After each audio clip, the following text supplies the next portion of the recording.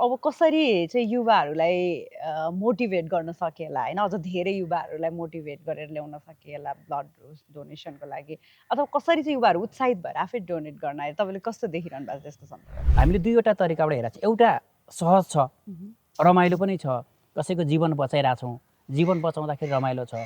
तर त्यो जीवन बचाउने अभियान जुन सञ्चालन गर्न पर्ने युवाहरू हो, ती युवाहरू चाहिँ विदेश पलायन छन् होइन। ती युवाहरू विदेश पलायन भएका कारणले अब यहाँ भएका बाँकी युवाहरूलाई परिचालन गर्न र उहाँलाई अवेर गराउन चाहिँ अलिकति चुनौतीको विषय पनि छ। मैले रगत दिइसके पछाडि अथवा मेरो समुदायले रगत दिइसके पछाडि मेरो समुदायको बिरामीलाई अथवा दुर्घटना भएका मान्छेहरूलाई चाहिँ रगत पाउन पनि सहज हुन्छ। त्यसले गर्दा मैले दिनुपर्छ, मैले दिएँ भने मैले माग्न पनि सजिलो हुन्छ भन्ने हिसाबले पनि उहाँहरू आफै चाहिँ मोटिभेट भएर आइराख्नु भएको छ। कम मोटिभेट हुने जस्तो मोटिभेट नभएकाहरूलाई चाहिँ हामी गएर सचेतना कक्षा चलाउँछौँ र मोटिभेट गराउँछौँ। रक्तदान अथवा रगतको विषय भनेको असाध्यै महत्त्वपूर्ण कुरा हो। यो नितान्त मानव जीवनसँग जोडिएको कुरा हो। अहिलेसम्म विज्ञानले साइन्सले थुप्रै कुराहरू चाहिँ पत्ता लगायो, धेरै कुराहरू बन्यो, तर रगत मान्छेको शरीरबाट बाहेक अन्य कुनै पनि प्रक्रियाबाट चाहिँ रगत उपलब्ध गराउन सकिँदैन। नमस्ते, डबलीमा यहाँहरूलाई स्वागत गर्न चाहन्छु। म दिपज्योति श्रेष्ठ। आज हामी तानसेन पाल्पामा छौँ र तानसेन पाल्पामा Nepal red cross society Palpa जिल्ला शाखाको भवन अगाडि छौँ र यहीँबाट आज हामी डबली बसाउँदैछौँ। आज हामीसँग कुरा गर्नको लागि Nepal red cross society Palpa जिल्ला शाखाका कार्यालय प्रमुख विनोद भारतीज्यू हामीसँग हुनुहुन्छ। आजको एपिसोडमा हामी युवाको नेतृत्व, सामाजिक जिम्मेवारी, रक्तदान संस्कृति र यसको भविष्यको पेरिफेरीमा रहेर डबलीमा गफगाफ गर्नेछौँ। स्वागत छ सर यहाँलाई। धन्यवाद। डबलीमा पहिला चाहिँ यहाँको Nepal red cross society Palpa जिल्ला शाखामा यहाँको भूमिका र यो पाल्पा जिल्ला शाखाले गर्ने कामहरू विशेष मुख्यतया यसको बारेमा जानकारी गराइदिनुहुन्छ कि?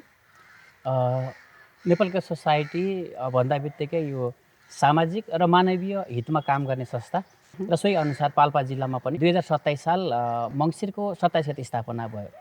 जुन एउटा रेड क्रसले गर्नुपर्ने मानवीय हितमा र सामाजिक हितमा काम गर्नुपर्ने कार्यहरू हो, त्यही अन्तर्गत चाहिँ हामी जिल्लामा पनि त्यही काम गरिरहेका छौँ। यसमा रहेर हामीले विपद र स्वास्थ्यको क्षेत्रमा अलिकति बढी काम गर्छौँ र यस विपदभित्र ल्याएर हामी मानवीय हित, स्वास्थ्यका कुराहरू, सरसफाइका कुराहरू, एम्बुलेन्स सेवाका कुराहरू, रक्तदानका कुराहरू, यी कुराहरूलाई अलिकति महत्त्व दिएर हामी काम गरेका छौँ। पाल्पा जिल्लामा हामीसँग आफ्नो नेटवर्क छ, ठुलो नेटवर्क छ। 19वटा उपशाखाहरू छन्, 93वटा हामीसँग जुनियर युवा रेड क्रस सर्कलहरू छन् र हाम्रा अन्य यो तालिम प्राप्त दक्ष जनशक्तिहरू पनि हामीसँग छन्। अनि उहाँहरूबाटै हामीले यो सामाजिक सञ्जाल मार्फत चाहिँ हामी काम गरिरहेका छौँ र विशेषतः हामीले विपद र यो स्वास्थ्य क्षेत्रमा अलिकति महत्त्व दिएर काम गरिरहेका छौँ। जस्तो रक्तदान त रेड क्रसको एउटा महत्त्वपूर्ण काम हो नि त होइन। यो चाहिँ अब एउटा स्पेसिफिक जिल्लामा भन्दा सबैतिर यो चाहिँ महत्त्वपूर्ण काम हो होइन। यसमा चाहिँ तपाईँले चाहिँ यो युवाको भूमिकालाई चाहिँ होइन, युवाले चाहिँ यो कामलाई कसरी बलियो बनाइरहेको छ जस्तो लाग्छ यहाँको अहिलेसम्मको अनुभवले हेर्दाखेरि? यो रक्तदान भनेको सबैभन्दा पहिला त युवाले गर्ने हो। किन त रक्तदान मात्रै होइन कि हरेक कुराको अभियान सुरु गर्ने भनेको युवाले हो। किन युवासँग नयाँ सोच हुन्छ, नयाँ विचार हुन्छ, नयाँपन हुन्छ र शक्ति पनि युवासँग हुन्छ। त्यसैले गर्दाखेरि हरेक कुराहरू युवाबाटै सुरु हुन्छ र यो रक्तदान गर्नको लागि पनि युवा उमेरै आवश्यक छ। जस्तो 18 वर्ष पुगिसकेका युवाहरू र 60 वर्ष ननाएका बिचको उमेर समूहले रक्तदान गर्ने भएको हुनाले पनि यो मुख्य चाहिँ युवाभित्रकै जिम्मेवारीभित्रको पर्छ र त्यो उमेरमा कसैलाई जुन जीवन बचाउनको निमित्त, कसैको यो जुन हस्पिटलको बेडमा छटपटाइरहेर बसेका मान्छेहरूको जीवन बचाउनको निमित्त आजका युवाहरू लागिरहेको देखिन्छ। जस्तो हामीसँग पनि हामीले यो ब्लड ब्याङ्क स्थापना हाम्रो भदौको 19 गते, यही गएको भदौको 19 गते ब्लड ब्याङ्क स्थापना भयो। त्योभन्दा अगाडि हाम्रो युवा रेड क्रस सर्कलहरू र विभिन्न युवा क्लबहरूसँग समन्वय गरेर हामीले रगतको आपूर्ति गरिरहेका थियौँ। त्यो समयमा हामीले अनलाइन ब्लड डोनेसन जस्तो हामीले अभियानको रूपमा काम गरिरहेका थियौँ। युवाहरूलाई जम्मा गर्ने, युवाहरूलाई बोलाउने, अनि जुन रगत चाहियो भनेर हामीलाई खबर आउँछ त्यस पछाडि त्यसैको माध्यमबाट चाहिँ हामीले फोनको माध्यमबाट युवाहरूलाई पठाएर ब्लडको आपूर्ति गरिरहेका थियौँ। यो गर्न हामीले दुईवटा तरिकाबाट हेरेको छ। एउटा सहज छ, रमाइलो पनि छ, कसैको जीवन बचाइरहेछौँ, जीवन बचाउँदाखेरि रमाइलो छ। तर त्यो जीवन बचाउने अभियान जुन सञ्चालन गर्न पर्ने युवाहरू हो, ती युवाहरू चाहिँ विदेश पलायन छन् होइन। ती युवाहरू विदेश पलायन भएका कारणले अब यहाँ भएका बाँकी युवाहरूलाई परिचालन गर्न र उहाँलाई अवेर गराउन चाहिँ अलिकति चुनौतीको विषय पनि छ। यसरी हामीले गर्दै गर्दाखेरि ती चुनौतीलाई बिस्तारै अवसरको रूपमा लगेर हामी काम गर्नुपर्ने बाध्यता चाहिँ हामीसँग छ। भनेपछि युवाहरू नहुनु, अहिले युवाहरू नभेटिनु भनेको चाहिँ यो पर्सपेक्टिभबाट पनि एकदम धेरै महत्त्वपूर्ण कुराहरू रहेछ नि। यो सँगै अरू चुनौतीहरू चाहिँ तपाईँहरूले कस्तो फेस गरिरहनुहुन्छ? जस्तो हाम्रो सोचमा कस्तो हुँदो रहेछ भने मैले धेरैलाई देख्छु रगत किन दिने, मेरो रगतमा मेरो शरीरमा भइरहेको रगत मैले दिएँ भने म कमजोर हुन्छु। जस्तो इभन मैले पनि सबैभन्दा पहिलोपालि ब्लड डोनेसन गर्ने बेलामा मेरो परिवारबाट किन दिनु रगत, तेरो शरीरलाई आफैलाई कम हुन्छ, कमजोर हुन्छस् भन्ने खालको हुन्थ्यो। र धेरैजनाको त्यो सोच हुन्छ। तर त्यो होइन कि हामीले एउटा के बुझ्न जरुरी छ भने हरेक व्यक्तिको यो पुरुषको शरीरले चाहिँ प्रति केजी 76 ml चाहिँ रगत उत्पादन गर्छ र महिलाको शरीरले चाहिँ 66 ml चाहिँ रगत उत्पादन गर्छ। तर हाम्रो महिला पुरुष दुवैको शरीरलाई कति चाहिन्छ भने जम्मा 50 ml रगत प्रति केजी चाहिन्छ। भनेपछि अब यसरी हेर्दाखेरि हामीसँग पुरुषसँग प्रति केजी 26 ml रगत बढी हुन्छ, महिलासँग चाहिँ 16 ml रगत बढी हुन्छ। त्यही रगत जुन हामीसँग शरीरमा भएको रगत, बढी भएको रगत चाहिँ हामी कसैलाई दिँदैछौँ नि त। हो यो कुरा बुझाउन नसक्दाखेरि पनि हामीलाई गाह्रो रहेछ, दिन डराउनुहुन्छ। जस्तो त्यो कुरा बुझाउन सक्यौँ, यस्ता अवेरनेसका कार्यक्रमहरू चाहिँ हामीले निरन्तर रूपमा चाहिँ चलाउन सक्यौँ भने हामी विभिन्न सामाजिक सञ्जालबाट होइन, विभिन्न यो अनलाइन मिडिया मार्फत अथवा विभिन्न माध्यमबाट चाहिँ हामीले यसलाई बढाउन सक्यौँ। यो रगत दिँदाखेरि समस्या छैन, भोलि त्यसले झन् हामीलाई चाहिँ फाइदा गर्छ। एक त अर्काको जीवन बाँच्यो, त्यसै फाइदा भयो, त्यसै रमाइलो भयो। अनि अर्को चाहिँ हामी आफूलाई पनि स्वास्थ्य कारणले चाहिँ राम्रो हुन्छ। र रगत दिँदै गर्दाखेरि जस्तो मैले रगत दिएँ भने मेरो रगत ल्याबमा गएर परीक्षण हुन्छ र मलाई रगत जन्ने कुनै रोग छ भने रोगको पनि मैले चाहिँ थाहा पाउन पाउँछु। त्यसले गर्दाखेरि फाइदा छ। हो यस्ता कुराहरू चाहिँ हामीले बताउन नसक्दाखेरि, ती सबै मानसपटलमा ती कुराहरू नपुग्दाखेरि हामीलाई अलिकति चुनौती चाहिँ थपिएको छ। अब के त जस्तो अब कसरी चाहिँ युवाहरूलाई मोटिभेट गर्न सकिएला होइन, अझ धेरै युवाहरूलाई मोटिभेट गरेर ल्याउन सकिएला ब्लड डोनेसनको लागि, अथवा कसरी चाहिँ युवाहरू उत्साहित भएर आफै डोनेट गर्न आए, तपाईँले कस्तो देखिरहनु भएको त्यसको सन्दर्भ चाहिँ? अहिले हामीले एक दुईवटा अभियानहरू सुरु गरेका छौँ। हामीले एक त हामी यो कलेज लेभलमा गएर हामीले अवेरनेसको क्लासहरू, रक्तदान के हो, कस्तो व्यक्तिले रक्तदान गर्न पाउँछ, कुन व्यक्तिले रक्तदान गर्न हुँदैन, अथवा तपाईँले रक्तदान गर्नु भएन भने तपाईँको समुदायलाई के कुराहरू मेसेज चाहिँ लैजानुपर्छ, यस्ता कुराहरू गरिरहेछौँ एक।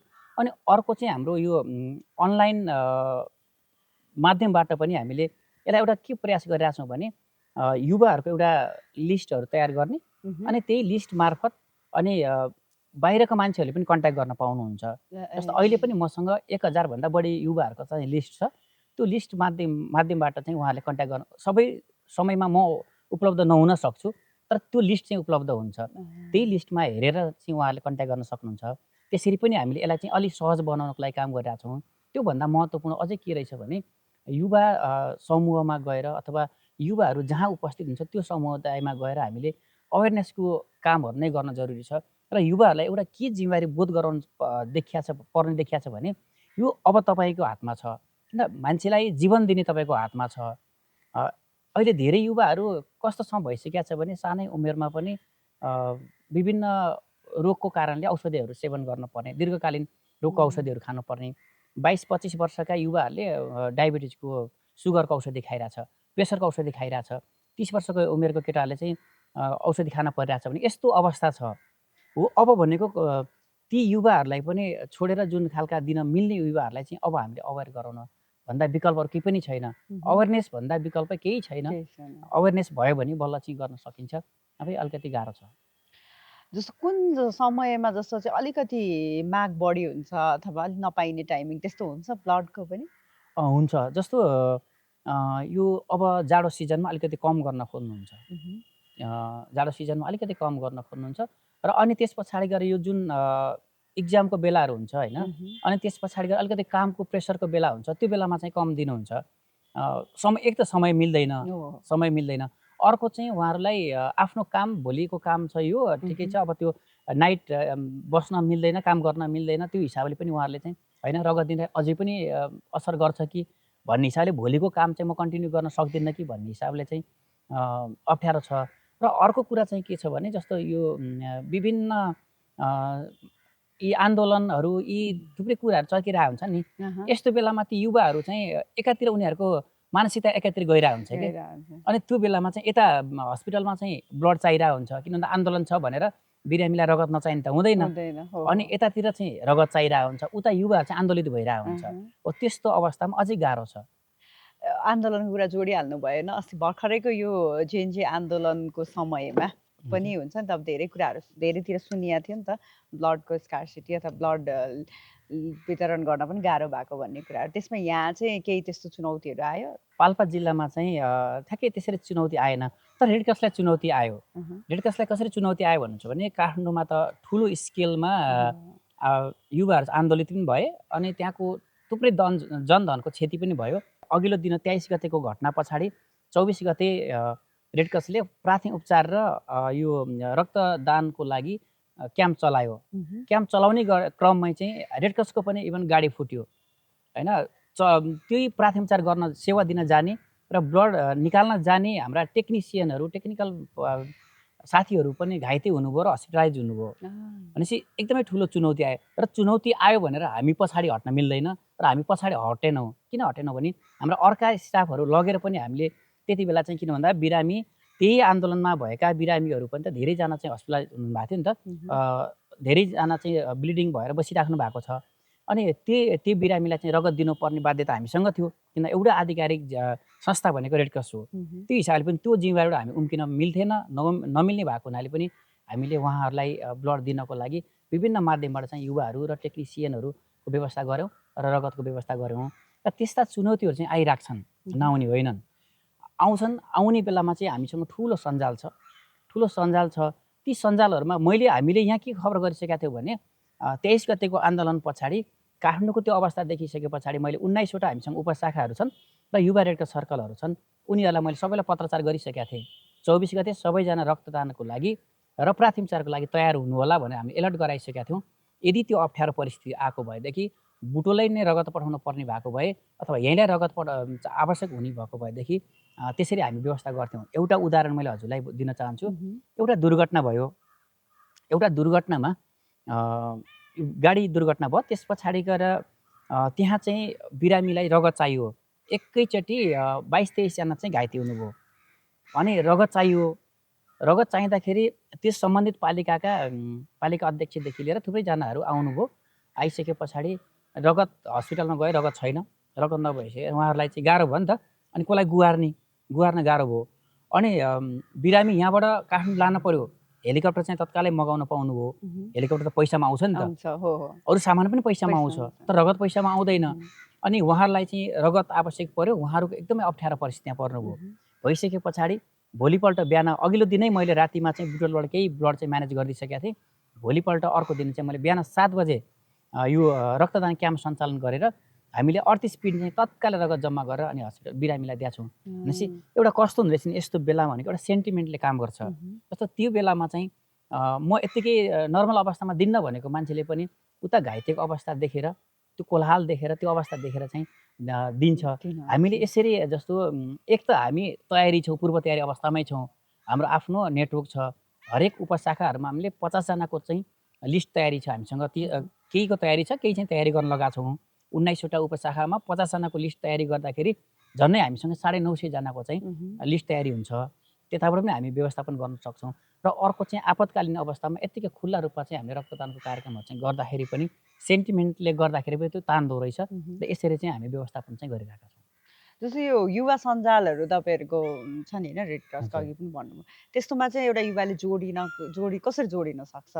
सबैभन्दा पहिला मन हो होइन। जब हामीलाई सामाजिक सेवा र मानवीय भावनामा मन जोडिन्छ, त्यस पछाडि नेटवर्कमा त्यत्तिकै स्वाभाविक जोडिन्छ। यहाँ धेरै भाइ बहिनीहरू, युवाहरू हुनुहुन्छ, उहाँहरू चाहिँ हामी कसरी रेड क्रसमा इन्भल्भ हुन पाउँछौँ भनेर मसँग डाइरेक्ट आइराख्नु भएको हुन्छ। हजुर। मैले एक त तपाईँ समय दिन सक्नुहुन्छ कि सक्नुहुन्न। नामको लागि मात्रै जोडेर आवश्यक छ, त्यो चाहिँ महत्त्व दिँदैन त्यसले। समय दिन सक्नुहुन्छ कि सक्नुहुन्न, एक। अनि अर्को चाहिँ तपाईँको भावना रेड क्रससँग जोडिएको छ कि छैन, मानवीय भावना तपाईँले बोक्नु भएको छ कि छैन त। यदि मानवीय भावना र सामाजिक भावना बोक्नुहुन्छ भने स्वाभाविक रूपमा चाहिँ जोडिन सकिन्छ। हामीसँग आफ्नो युथ रेड क्रस सर्कल र यो उपशाखाहरूमा हामी सदस्यता प्रदान गर्छौँ। सदस्यताको माध्यमबाट चाहिँ उहाँहरू चाहिँ जोडिनुहुन्छ र यो कार्यहरूमा पनि उहाँहरू चाहिँ लागिराख्नुहुन्छ। जस्तो मानवीय भावनाको कुरा आइरह्यो, तर कहिलेकाहीँ चाहिँ देखिन्छ नि, जस्तो न्युज हेडलाइन्सहरूमा रगत पनि व्यापार भयो भन्ने कुराहरू आउँछ नि। यसलाई तपाईँले कसरी हेर्छ? त्यो हो रियालिटीमा, कि त्यो कहीँ अरूले गरेर त्यस्तो भएको हो कि? यो अब आधिकारिक हामीसँग नभएसम्म हामी बोल्न मिल्दैन। र पनि कस्तो हो भने यो हामीले यता कता चाहिँ सुन्ने गऱ्यौँ कहीँ चाहिँ हस्पिटलको नजिक भएका केही युवाहरूले बार्गेनिङ गर्ने, यति पैसा पायो भने रगत दिन्छु भनेर रगत त्यसरी दिनुभयो अरे भन्ने सुन्यौँ। किनभने त्यो हामीसँग त्यो आधिकारिक छैन नि त। त्यो हुनाले हामीले यो गऱ्यौँ भनेर भन्न सक्दैनौँ। तर पनि बाहिर हल्ला सुन्दाखेरि यति पैसा पाएँ भने 5,000 10,000 पाएँ भने म चाहिँ रगत दिन्छु भनेर युवाहरूले भन्ने र रगत दिने गर्नुभयो अरे। ती मान्छेहरू जस्तो हजुरले मलाई जोड्न खोज्नु भएको, ती मानवीय भावनासँग के म्याच भयो त भन्न खोज्नु भएको, मैले त्यो कुरा बुझेँ। तर त्यो कुराहरू चाहिँ हो, त्यस्ता युवाहरूलाई हामीले जोड्यौँ भने त हाम्रो संस्थाको पनि त बदनाम भयो नि त।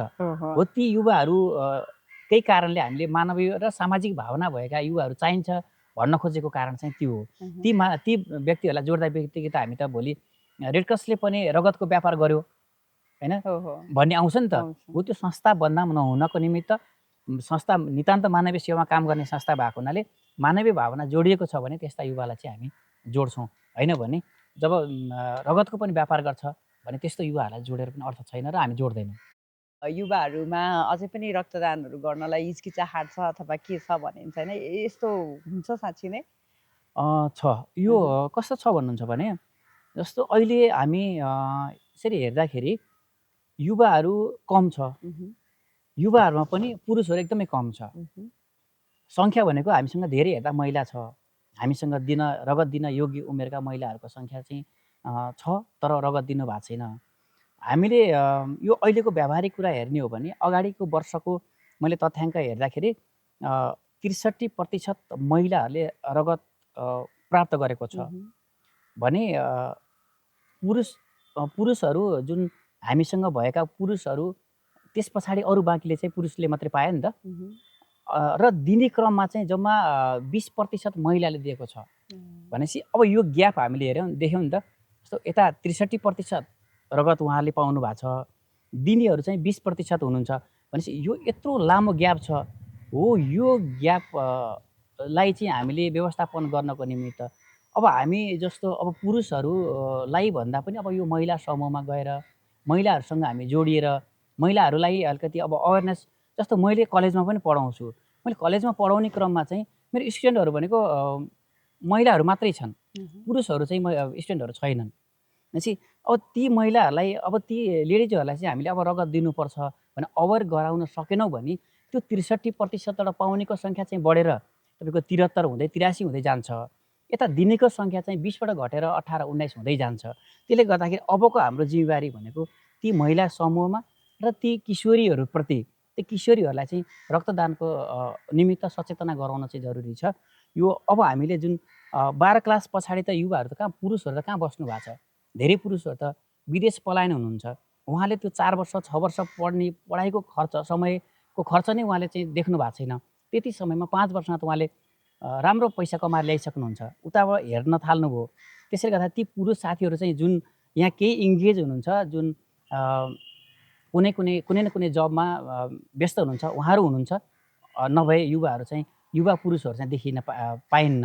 त्यो हिसाबले पनि हामीले महिलाहरूलाई अलिकति महिला समूहमा र महिला जुन लेडिजहरू हुन्छ नि सानो उमेरका पनि उहाँहरूप्रति अवेर गराएर कलेज लेभलमा गराएर अलिकति उहाँलाई सचेत बनायो भने रक्तदान गर्न सक्ने अवस्था हुन्छ। तर अब भनेको हाम्रो टार्गेट भनेको महिला समूह र ती बाँकी भएका यहाँ भएका सानो उमेरका किशोरीहरू नै हुन्। जस्तै मिथ हटाउन होइन, त्यसपछि एन्करेज गर्न ब्लड डोनेसन, तपाईँहरूले ठ्याक्कै के स्ट्राटेजीहरू अप्नाइराख्नु भएको छ? डिजिटल्ली, फिजिकल्ली कस्तो कस्तो कलेजहरूमा पुगिरहनु भएको छ? डिजिटल क्याम्पेन्सहरू चलाइराख्नु भएको छ, कस्तो कस्तो गरिराख्नु भएको छ? हामीले जस्तो यो महिला समूह र कलेज लेभलमा हामीले गएर रक्तदान सचेतना कक्षाहरू चलाइरहेछौँ र विभिन्न जुन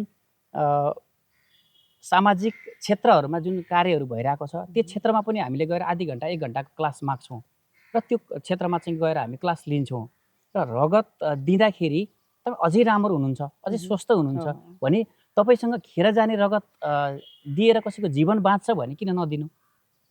तपाईँले एकजना कोही व्यक्तिलाई बचाउनु भयो भने तपाईँलाई जीवनमा त्योभन्दा सन्तुष्टि के हुन्छ होइन? ठुलो धनराशि खर्च गरेर हामीले पुण्य कमाउँछौँ नि त। पुण्य कमाउनको निमित्त हामीले ठुलो धनराशि के अरे खर्च गर्छौँ, महायज्ञ लगाउँछौँ, ठुलो दान धर्म गर्छौँ, मन्दिरमा हामीले थुप्रै पैसाहरू चाहिँ दिन्छौँ। तर प्रत्यक्ष रूपमा त्यसले लाभ दियो त अथवा कोही मान्छे बाँच्यो त अथवा त्यसले कहीँ पायो त थाहा छैन नि हामीलाई। तर हामीले दिएको 300 ml रगतले एकजना मान्छेको ज्यान बाँच्दाखेरि त त्योभन्दा सन्तुष्टि के हुन्छ? मैले हजुरलाई एउटा उदाहरण दिन्छु। कुनै एउटा यो फोर्समा आर्मी पुलिस सशस्त्र मध्ये कुनै एउटा फोर्समा रक्तदान क्याम्प चलाउने कुरा भयो। रक्तदान क्याम्प चलाउने क्रममा चाहिँ उहाँहरूको लिस्ट निकाल्नुभयो। लिस्ट निकाल्ने क्रममा चाहिँ 7-8 जना मात्रै लिस्ट तयार भयो। त्यहाँको प्रमुखज्यूले चाहिँ मलाई बोलाउनु भयो, सर हाम्रो त लिस्ट तयार भएन, एउटा क्लास लेखिदिनु पऱ्यो हजुरले भन्नुभयो। अनि म गएर आधी घन्टा क्लास लेखेँ। त्यस पछाडि गएर आधी घन्टा पछाडि अर्को 35औँ मिनटमा चाहिँ उहाँहरू 45 जनाको लिस्ट तयार भयो। भनेको के हो यो? यसको तथ्य के हो भन्दा रगत हामीले दिइसके पछाडि हामी कमजोर हुन्छौँ कि त हाम्रो रगत घट्छ कि त भन्ने छ नि त। हो, यो कुराहरू चाहिँ अब हामी ती युवाहरूसँग, ती महिलाहरूसँग, ती किशोरीहरूसँग लिएर जानुपर्ने छ र हामी लिएर गइरहेका छौँ। विभिन्न महिला सञ्जालमा पनि हामी त्यो कुरा गरेका छौँ।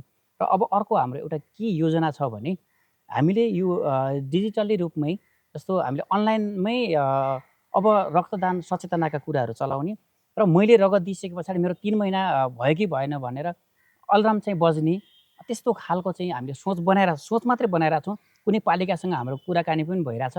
हामी अस्ति 2-3 दिन अगाडि त्यो विषयमा हामी छलफल पनि गऱ्यौँ। त्यो पालिकासँग पनि कुरा भइरहेछ। अब हामीले त्यो गऱ्यौँ भने के हुन्छ त भन्दा अब भएका रक्त समूह भएका साथीहरूलाई पनि थाहा हुन्छ, मलाई नचिन्ने मान्छेले पनि रक्त समूह चिन्न पाउँछ, ती मान्छेलाई चिन्न पाउँछन् र अनि सम्पर्क गर्ने एउटा माध्यम चाहिँ हामीले बनाउने तयारी गरेका छौँ। यसरी चाहिँ हामी काम गरिरहेछौँ। जस्तो यो स्कुलमा जुनियर रेड क्रस सर्कलहरू पनि हुन्छ नि होइन? हामीले पनि म पनि 13 जस हाम्रो पालामा पनि थियो त्यो होइन? अहिलेसम्म आइपुग्दाखेरि चाहिँ तपाईँहरूले त्यसलाई कसरी जुनियर रेड क्रस सर्कललाई क्लब जसरी मात्र हुन्छ कि त्यहाँभित्र पनि तपाईँहरूले उहाँहरूलाई पनि सिकाउनुहुन्छ होइन? जस्तो घरमा गएर तपाईँहरूले सबैजनाको ब्लड ग्रुपहरू चेक गराउने, त्यो सबै हाम्रोमा त त्यति ट्रेन्ड छैन नि त। ब्लड ग्रुप नै पनि चाहिए बेलामा गएर हेर्ने हो, खासै गराइन्न होइन? ब्लड डोनेसन कुराहरू उहाँहरूबाट सिकाउँदै जानुहुन्छ कि कसरी मोबिलाइज हुन्छ यो जुनियर रेड क्रस सर्कलहरू चाहिँ? यो हजुरले एकदम मिठो प्रश्न निकाल्नु हो क्या। पियर एजुकेसन भनेको यस्तो इम्पोर्टेन्ट रहेछ। यो साथी सिकाइ भनेको असाध्यै महत्त्वपूर्ण कुरा रहेछ। जस्तो हामीले junior red cross circle, junior red क्रसले त दिन सक्दैन, किन भन्दा 18 वर्ष मुनिकै हुन्छ, दिन सक्दैन। तर उनीहरूले आफ्नो परिवारमा गएर आफ्नो दाइ दिदीलाई र आफ्नो छिमेकीहरूलाई चाहिँ उसले भन्न सक्छ। जस्तो रक्तदान गर्दाखेरि त झन् हामी स्वस्थ हुँदो रहेछौँ। हामीले रगतमा भएका रक्तजन्य रोगहरू पनि परीक्षण गर्न पाउँदो रहेछौँ। रगत दियो भने त कसैको जीवन बाँच्दो रहेछ भनेर उसले आफ्नो घरको दाइ दिदीलाई भन्न सक्यो मात्रै भने पनि, आफ्नो बुवाआमालाई भन्न सक्यो भने, आफ्नो छिमेकीलाई भन्न सक्यो भने पनि रगत दिने सङ्ख्या बढ्छ। त्यसैले गर्दा पनि हामी अहिले भर्खरै मैले 1 हप्ता अगाडि चाहिँ एउटा जुनियर गोष्ठी भयो, जिल्ला स्तरको जुनियर गोष्ठी भयो। त्यसमा हामीले 2वटा काम गऱ्यौँ। एउटा त हामी रक्तदान सचेतना कक्षा चलायौँ, अनि अर्को चाहिँ हामी रक्तदान गऱ्यौँ। रक्तदान गरेर त्यसले के म्यासेज दियो भने रगत दिनेले त दिनुभयो, तर ती आएका युवाहरूले, ती जुनियरहरूले रगत दिन मिल्दो रहेछ है, यसरी दिँदो हुँदो रहेछ भनेर त्यो म्यासेज लानुहुन्छ भनेर पनि हामीले त्यसरी चाहिँ चलायौँ। 2वटा म्यासेज एकैचोटि गयो। अनि अर्को चाहिँ ती सबैजनालाई राखेर रक्तदान सचेतना चलाउँदाखेरि उहाँलाई के कुरा थाहा भयो भने रगत दिन हुँदो रहेछ, हामीसँग बढी भएको रगत दिने रहेछ भनेर उहाँहरूले लगेर म्यासेज प्रवाह गर्नुहुन्छ। उहाँहरूको आफ्नो उमेर समूहले दिन मिल्दैन, नमिले तापनि उहाँले चाहिँ म्यासेज प्रवाह गर्नको निमित्त हामीले उहाँहरूको माध्यमबाट लैजान्छौँ। विद्यालयमा लाँदाखेरि हामीलाई सजिलो पनि छ। किन सजिलो छ भने जुनियर रेड क्रस सर्कलमा भएका भाइ बहिनीहरूलाई हामीले दिँदा बित्तिकै त्यो स्कुलभरि चाहिँ उहाँले चाहिँ सचेतना फैलाउन सक्नुहुन्छ। त्यो हिसाबले पनि हामी आफ्नो नेटवर्कलाई चाहिँ प्रयोग गरिरहेछौँ। जस्तो एउटा अर्को मिथ पनि छ नि, अघि मैले ठ्याक्क हजुर भुलेछु होइन हाम्रो कुरा। जस्तो कहिलेकाहीँ चाहिँ ब्लडहरू पनि टेस्ट नभइकन पनि जान्छ कि भन्ने त्यो हुन्छ नि त, टेस्टेड हजुर नभएर अर्को रोग अर्कोलाई सर्ने भन्ने कुराहरू छन्। त्यो त्यो साँचो हो कि त्यो के हुन्छ? यस्तो छ त्यो कस्तो छ भने जस्तो हामीले रगत दियौँ हजुर। हामीले रगत दियौँ हामीले रगत दिइसके पछाडि ल्याबमा परीक्षण हुनुपर्छ उहुँ। ल्याबमा परीक्षण हुनुपर्छ ल्याबमा परीक्षण भइसके पछाडि बल्ल बिरामीलाई जान्छ। जस्तो उदाहरणको निमित्त मैले रगत दिएँ, मेरो परिवारको मेरो दाइ अथवा भाइ भनेको त हामी एउटै आमाको छोरा हो नि त। मैले मेरो दाइ भाइलाई मेरो प्रत्यक्ष रगत दिन मिल्छ नि त दियो भने, तर त्यो चाहिँ टेक्निकल कुरालाई चाहिँ त्यो विश्वास हुँदैन। मलाई एचआइभी लागेको हुनसक्छ, हेपाटाइटिस हुनसक्छ, थुप्रै अन्य रगतजन्य रोगहरू हुनसक्छ। त्यो रोगको परीक्षण नगर्दासम्म हामीले रगत दिन मिल्दैन। किन रगत त्यो दिइहाल्यो भने त त्यो अर्को मानवको जीवनमा त हामी खेलवाड गरेको भयो नि त। उसको प्रत्यक्ष जीवनमा चाहिँ हामी खेलवाड गरेको भयो। त्यसले गर्दाखेरि त्यो भनेको त मानवीय हितको कामै भएन। त्यो हिसाबले परीक्षण नगरिकन रगत दिन मिल्दैन एक। अनि अर्को चाहिँ त्यो रगत लिने र दिने बिचको चाहिँ क्रस म्याच हुनुपर्छ। त्यो भएन भने पनि दिन मिल्दैन। यो हामीसँग भ्रम पनि छ। जस्तो मैले रगत दिएँ अनि मेरो त त्यहाँ जाँचेकै थिएन। उहाँको अगाडि जाँच्दैनौँ नि त हामी। जस्तो क्याम्प भयो अनि क्याम्प हुँदाखेरि रगत निकाल्छौँ अनि त्यहाँ इभन हामी ग्रुप पनि जाँच्दैनौँ त्यहाँ। अनि लिएर आउँछौँ, लिएर आइसके पछाडि यहाँ आएर ल्याबमा चाहिँ टेस्ट हुन्छ अनि ल्याबमा टेस्ट भइसकेपछि मात्रै दिन्छौँ। यो चाहिँ अलिकति जस्तो केही बुझ्नेले त यो रगत परीक्षण नभइकन दिन मिल्दैन भन्ने कुरा भाषा बुझ्नुहुन्छ। तर कतिलाई चाहिँ के हुन्छ भन्दा मैले ती मेरो अगाडि जाँचेको थिएन त्यसले जाँचेन होला भन्ने लागेको पनि हुनसक्छ। पाल्पामा चाहिँ अहिले रगतको माग र आपूर्ति चाहिँ कस्तो छ? पुर्याइराखेको छ बजारले मागेको चाहिँ? पाल्पामा रगतको माग चाहिँ अलिकति ठुलो छ र हामीले पूर्ति गर्न चाहिँ अलिकति गाह्रो भएको छ। जस्तो अगाडिको वर्षमा योभन्दा अगाडिको आर्थिक वर्षमा हेर्ने हो भने 3604 जना मान्छेलाई रगत आवश्यक थियो। त्यसमध्ये हामीले चाहिँ सबै रगत चाहिँ यहाँबाट पुर्याउन सकेनौँ। त्यसको लगभग 30% रगत चाहिँ हामी बुटोलको रक्त सञ्चार सेवा केन्द्र हाम्रो रेडक्रसकै ब्लड ब्याङ्क छ त्यहाँबाट लिएर आयौँ। अनि अरू अलिकति बाँकी चाहिँ हामी बाहिर जस्तो केही बिरामीहरू रगत पाल्पामा पाउन गाह्रो छ भनेर अन्य ठाउँमा चाहिँ गएर उपचार गर्नुभयो। भनेपछि केही मान्छेहरू मात्रै हामीले चाहिँ यहाँ व्यवस्थापन गर्न सक्यौँ। झन्डै हामीले त्यसमध्येको 60% रगत चाहिँ व्यवस्थापन गर्न सक्यौँ। ती भनेको सबै सामाजिक सञ्जाल र हाम्रा युवाहरू र युवा रेडक्रस सर्कल र यहाँ भएका विभिन्न अन्य सामाजिक युवाहरू पनि छन्। जस्तो रोटरी क्लब छ होइन, थुप्रै क्लबहरू छन्, लियो क्लबहरू, लायन्स क्लब, थुप्रै क्लबहरू, रोटरीहरू, थुप्रै सङ्घ संस्थाहरू छन्। ती संस्थाहरू युवा क्लब, स्थानीय युवा क्लबहरू छन्, तिनीहरूको माध्यमबाट पनि हामीसँग जोडिएर पनि उहाँहरूले रक्तदान गर्नुभएको छ। त्यो 60% लगभग 60% रगतलाई पनि हामी त्यसरी पुरा गरेका छौँ। तर यसरी सिधै हामीसँग ब्लड ब्याङ्कै त्यति बेलासम्म थिएन। अहिले हामी यो गएको भदौ 19 गते मात्रै भएको हो। त्यस पछाडि रगतको त्यति समस्या आएको छैन। हामीले विभिन्न ठाउँमा गएर क्याम्प सञ्चालन गरेका छौँ। भदौको 19 देखि आजसम्म आउँदाखेरि हामीले 7-8 ठाउँमा चाहिँ हामी रक्तदान क्याम्प सञ्चालन गरिसक्यौँ। र फेरि हाम्रो अर्को प्लानिङमा 24 गते नै पनि छ एउटा। तत्कालै हामी गर्दैछौँ। जिल्लाभन्दा बाहिर जाँदैछौँ, स्याङ्जा जाँदैछौँ हामी। त्यहाँको पनि बिरामीहरू आउनुहुन्छ। त्यसरी गर्दैछौँ। आपूर्ति गर्न चाहिँ अलिकति गाह्रो छ। जुन माग छ माग अनुसारको आपूर्ति गर्न चाहिँ अलिकति गाह्रो छ। बिस्तारै त्यो अब हामी अवेर गराएर गर्न सक्छौँ। कसैलाई जस्तो आकस्मिक रगत चाहियो भने चाहिँ होइन के कस्तो प्रक्रियाहरू अपनाउनु पर्छ अथवा कसरी प्राप्त गर्न सकिन्छ? आकस्मिक अवस्थामा रगत चाहियो भने हामीसँग यो ब्लड ब्याङ्कको नम्बर हामी उपलब्ध गराएको छौँ सबैलाई। अनि त्यस पछाडि गएर हाम्रो पनि हामी भनौँ न यो सानो ठाउँ हो। सानो ठाउँमध्ये हामीसँग रेडक्रसको एक्सेस भएको मान्छे धेरैजना हुनुहुन्छ, रेडक्रसको पहुँचमा धेरैजना हुनुहुन्छ। भएन भने पनि रगत कहाँ पाइन्छ भने उहाँलाई थाहा बुझ्नुहुन्छ। बुझिसके पछाडि हामीसँग कन्ट्याक्ट गर्नुहुन्छ र हामीसँग आउनुहुन्छ। आइसके पछाडि हामीसँग सधैँ सबै ग्रुपको रगत हुन्छ भन्ने छैन। कहिलेकाहीँ कुनै ग्रुपहरू चाहिँ कम हुनसक्छ। अनि भएको रगत चाहिँ हामी तत्काल दिन्छौँ। र हामीले एउटा सानो स्ट्राटेजी के बनाएका छौँ भने सकेसम्म रगत दिन सक्ने मान्छेले, जस्तै कसैलाई चाहिँ ओ पोजिटिभ चाहिन्छ, उहाँ आफ्नो चाहिँ ए हुनसक्छ, ए पोजिटिभ हुनसक्छ। यदि सक्नुहुन्छ भने तपाईँले दिनु न भने हामी अनुरोध गर्छौँ। अनि उहाँहरूले दिनुहुन्छ। त्यसरी चाहिँ अलिकति बिस्तारैलाई हामीसँग रिप्लेसमेन्ट पनि बिस्तारै हुन्छ। तर उहाँहरूको पहुँच चाहिँ हामीसँग प्रत्यक्ष सम्पर्कबाट र प्रत्यक्ष कार्यालयमा चाहिँ आइसके पछाडि उहाँले रगत पाउनलाई चाहिँ सहज छ। यहाँ आइसके पछाडि जस्तो कति अवस्थामा चाहिँ हजुरलाई मैले यो भनिहालेँ, कति अवस्थामा चाहिँ यो त सोर्स फोर्सले पाइन्छ कि भन्ने खालको छैन। त्यो चाहिँ हुँदैन। किन त रगतको लागि सोर्स लगायौँ भने त सोर्स नलगाउने ठाउँ कहाँ होला? कोही पनि छैन नि त। त्यसले गर्दाखेरि रगतको लागि चाहिँ नितान्त एकदमै ग्रामीण भेगमा कहीँ कसैको पहुँचमा नभएको कसैलाई नचिनेको मान्छेले पनि रगत यहाँ चाहिँ सहज पाउन सक्नुहुन्छ। रेड क्रस र ब्लड ब्याङ्क चिनेपछि उहाँले रगत चाहिँ पाउनुहुन्छ। जस्तो नियमित दाता कोही बन्न चाहन्छ भने उसले चाहिँ चाहने युवाहरूलाई चाहिँ तपाईँको के सन्देश छ? हामी त के भन्छौँ भने नियमित रक्तदाता बन्नुहोस्। किन भन्दा तपाईँ एकजना कसैको जीवन बचाउन सक्नुहुन्छ। तपाईँभन्दा ठुलो भगवान् अथवा तपाईँभन्दा ठुलो दाता कोही पनि होइन। तपाईँले कसैको जीवन बचाउनु भएको छ। तपाईँलाई प्रत्यक्ष भगवान् मानेको हुन्छ कि भगवान् भनेको त कसैलाई राम्रो कुरा गर्ने राम्रो गर्ने मान्छे नै भगवान् हो। त्यही मान्छे चाहिँ भगवान् बन्छ। राम्रो काम गर्नुहोस्, नियमित रक्तदाता बन्नुहोस्। बन्नको लागि हामीसँग आउनुहोस्, हामीसँग ठोक्किनुहोस्। हामीले उहाँलाई चाहिँ त्यो विषयमा बुझाउँछौँ। रगत दिँदाका फाइदा बेफाइदा होइन, हामीले रगत दिए पछाडि के पाउँछौँ अथवा हामीले के कुराहरू गुमाउँछौँ, यी सबै कुराहरू चाहिँ हामी उहाँलाई सबैभन्दा पहिला त बुझाउनु पऱ्यो नि त। सबैभन्दा पहिला बुझाउन जरुरी छ। बुझाउनको निमित्त हामीसँग आउनुपर्छ अथवा हामी पुग्छौँ त्यहाँ। कुनै एउटा आयोजना भयो, कुनै कार्यक्रम आयोजना भयो भने त्यहाँ हामी पुगिदिन्छौँ र हामीले उहाँलाई बुझाउँछौँ। र हामीले अब नियमित रक्तदाताहरूको चाहिँ एउटा तयार गरेका छौँ। यो नाम रोस्टरहरू तयार गरेका छौँ। त्यही रोस्टरको माध्यमबाट उहाँलाई पनि हामी जोड्दै जान्छौँ। र त्यो रोस्टर हामीसँग मात्रै रहँदैन, बिरामीको एक्सेसमा भनेको हस्पिटलको एक्सेसमा पनि त्यो रहन्छ। उहाँहरूको माध्यमबाट चाहिँ हामीले पुर्याउँछौँ र नियमित रक्तदाताहरूलाई चाहिँ हामीले आउनुहोस्, रक्तदान गर्नुहोस्, कसैको जीवन बचाइदिनुहोस्। जीवन बचाउनुपर्छ। अब तपाईँ हाम्रो काँधमा छ, तपाईँ हामीले गरेनौँ भने कसले गर्छ? समाजमा हामीबाट सुरु गर्ने हो। हामीले नियमित चाहिँ रक्तदान गऱ्यौँ भने रक्त अल्पता भएका, दुर्घटना भएका अथवा इमर्जेन्सी रगत चाहिएका बिरामीहरू चाहिँ बाँच्न पाउनुहुन्छ भनेर हामी सकेसम्म उहाँलाई चाहिँ मोटिभेट गरेर नियमित रक्तदाताको रूपमा चाहिँ उहाँलाई स्थापित गर्छौँ। पाल्पा रेड क्रसले चाहिँ अबको 5 वर्षमा सम्भवतः अथवा भविष्यमा चाहिँ कस्तो आगामी 5 वर्षमा चाहिँ युवाबाट चाहिँ कस्तो बदलावको सम्भावना देख्नुहुन्छ?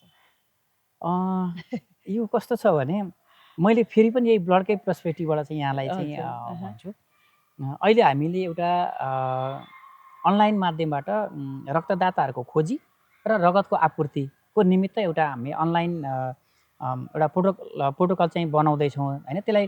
त्यसबाट चाहिँ उहाँहरूलाई चाहिँ जस्तो के अरे नियमित रगत दिन चाहने पनि त्यहाँ जोडिन पाउने र रगत आपूर्तिको लागि पनि उहाँहरू जोडिन पाउने त्यो एउटा बनाएको छौँ। र अर्को चाहिँ हामीले हरेक वडाहरूमा स्थानीय तहको पाल्पा जिल्लामा 81वटा वडा छ। हरेक वडामा चाहिँ हामीले रक्तदाताहरूको लिस्ट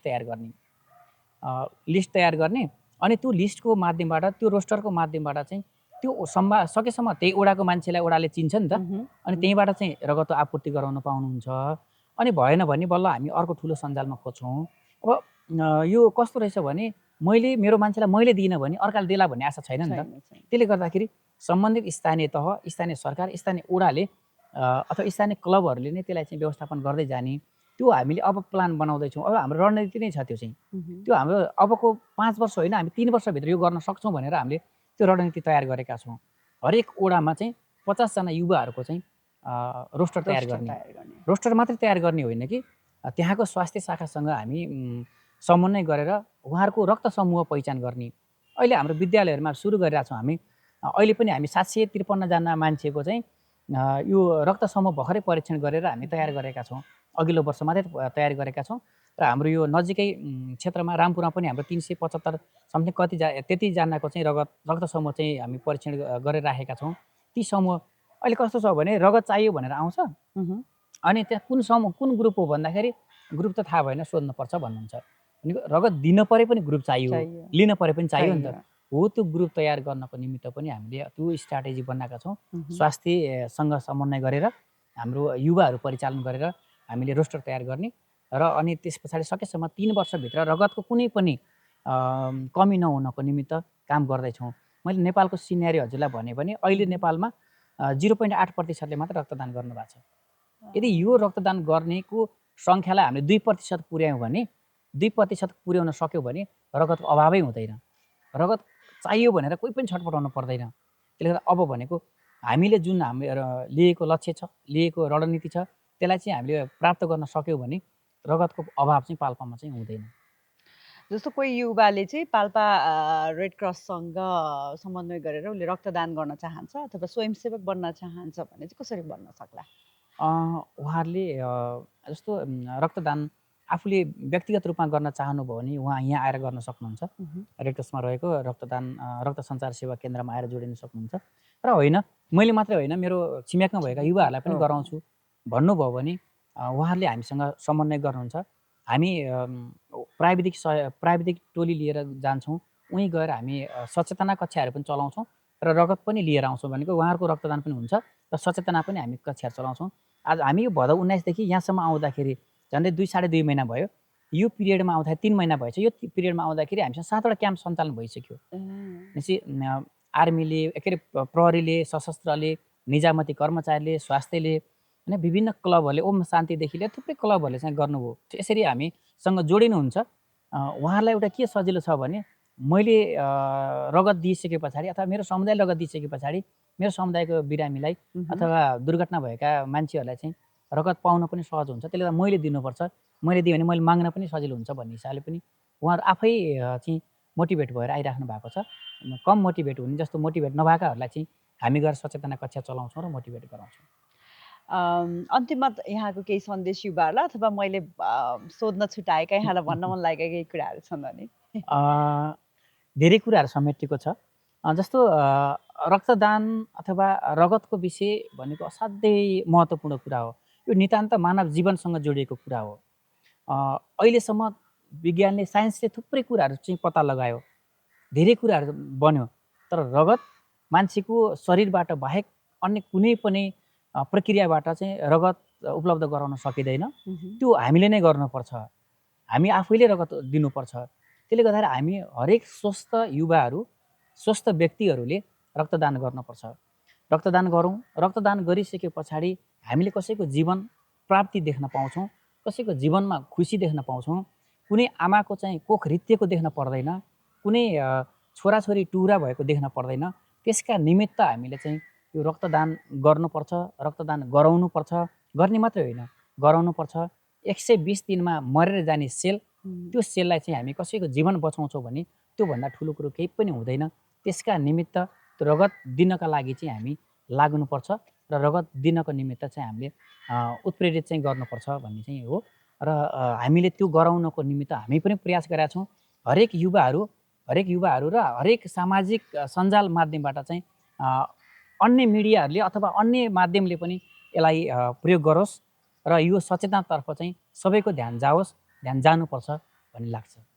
धेरै धेरै धन्यवाद विनोद सर। यहाँसँगको यो गफगाफ एकदम अर्थपूर्ण रह्यो र यो कुरा चाहिँ पाल्पाको युवाहरूको लागि मात्र होइन, पुरै देशको युवाहरूको लागि महत्त्वपूर्ण छ भन्ने हामीले आशा लिएका छौँ।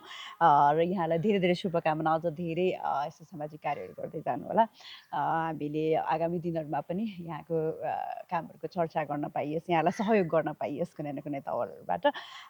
र युवाको हातमा ऊर्जा मात्र हुँदैन, जिम्मेवारी पनि हुन्छ र यो रक्तदान जस्तो मानवीय कार्यले चाहिँ यो जिम्मेवारीलाई अझ अर्थपूर्ण बनाउँछ भन्दै आजको डबली गफलाई हामी यही टुङ्ग्याउन चाहन्छौँ। हस्त नमस्ते, अर्को एपिसोडमा भेटौँला।